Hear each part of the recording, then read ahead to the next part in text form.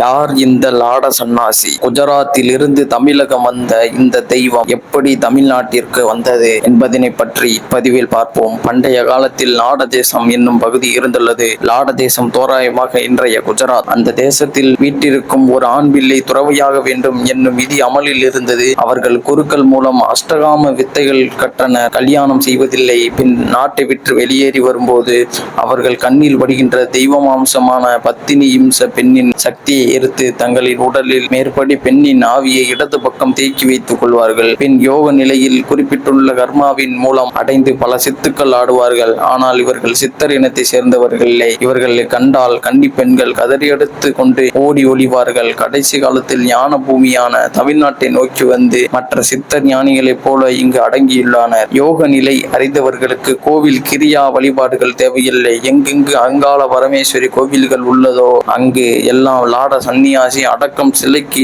கீழ் அல்லது தனியாக அரச மரத்தின் கீழ் இருக்கும்.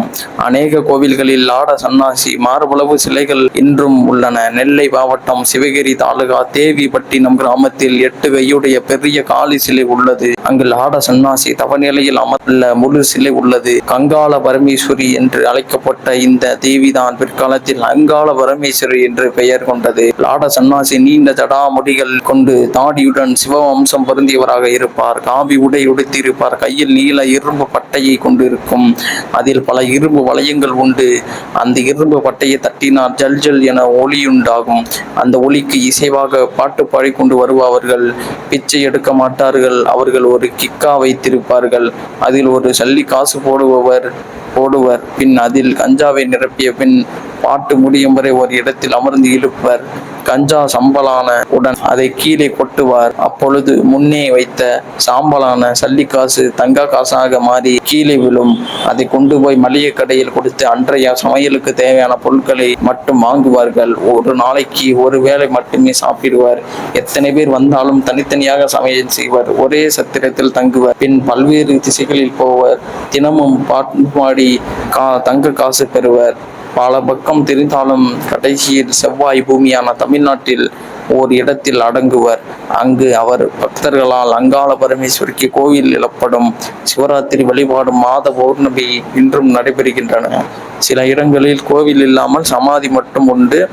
ஒரு வழிகையில் பார்க்கும்போது சக்தி வழிபாடான சாக்த மதத்தை சேர்ந்தவர்களாக இருக்க வேண்டும்.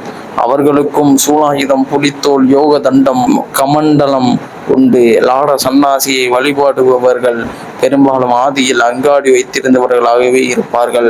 லாட சன்னாசிகள் ஒரு முறை ஒரு கடையில் தங்க காசு கொடுத்து வாங்கிவிட்டால் அவர்கள் பக்கம் பூராவும் லாட சன்னாசி பக்தர்கள் தான். கயத்தாரில் லாட சன்னாசி சமாதி உண்டு. சிலை வழிபாடு கிடையாது. திறந்த வெளி வழிபாடு தான். இங்கு எல்லாம் கால பரமேஸ்வரி வணங்குகின்றனோ அங்கு எல்லாம் சூட்சமாக லாட சன்னாசி வணங்குவதாக அர்த்தம்.